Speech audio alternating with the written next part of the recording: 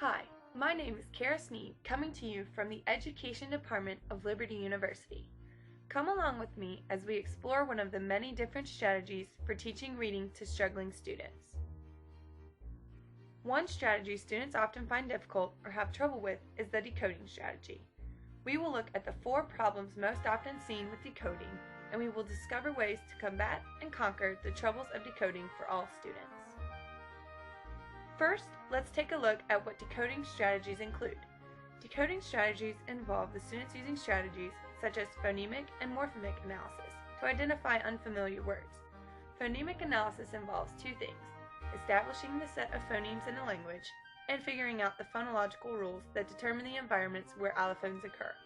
And the purpose of morphemic analysis is to study the morphemes of words to aid in understanding the meaning of those words. When readers struggle with decoding, it can be extremely frustrating and can often turn the students off from reading, period. In the area of decoding strategies alone, there are 4 common problems, but each has solutions. Like a child at the pool, let's dive right in and learn to swim through these issues. The first problem is that students can't identify high-frequency words. High-frequency words are the words that appear most often in printed material.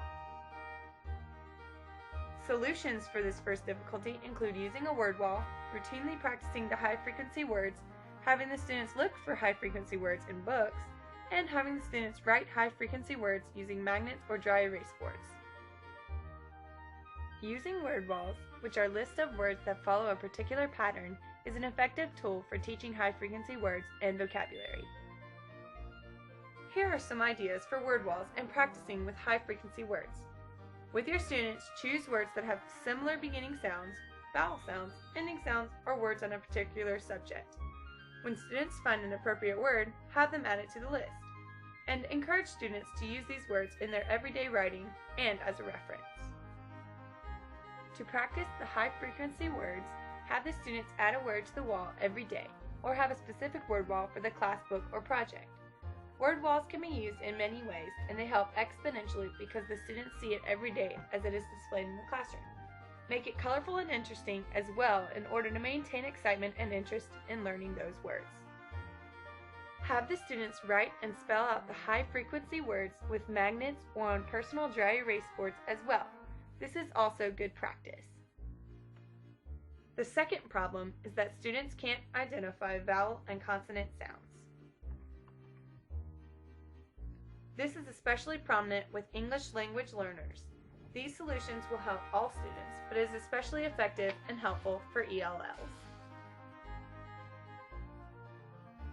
Solutions include the following: have the students sort objects according to sounds, phonics games, and interactive writing with the students. Also, you can apply listening activities in this area. Say certain high-frequency words aloud and ask the students to repeat them back to you. After doing that, ask the students questions about the word, about its spelling, and any other creative ideas you can have. The third problem pertaining to students' struggle with decoding strategies is that students can't decode one-syllable words. Word ladder games, mini lessons on vowel patterns, and decoding by analogy are all solutions to this third problem with decoding.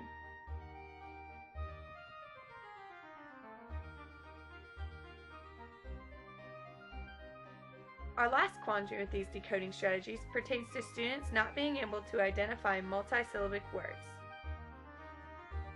Larger words with many parts present a completely new challenge for struggling students, but that does not have to be the case.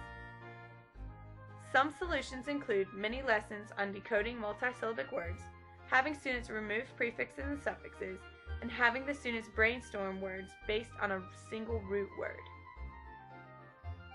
In addition, breaking apart the word, as stated with removing the prefixes and suffixes, greatly helps.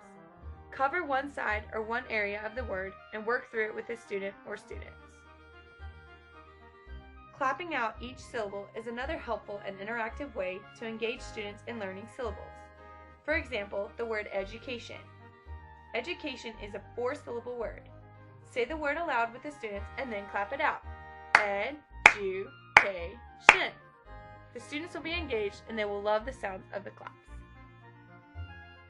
Giving the students ways to be proactive in their own success with some guidance from you, the teacher, allows for them to be more responsible for their own learning, and therefore showing them that they really are capable of reading, and more specifically the strategy of decoding, if given the correct instruction.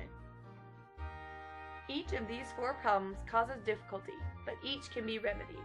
If the teacher, which will be us in the near future, will put in the extra effort and provide that help, the struggling student readers will be able to overcome decoding difficulties, and they will excel.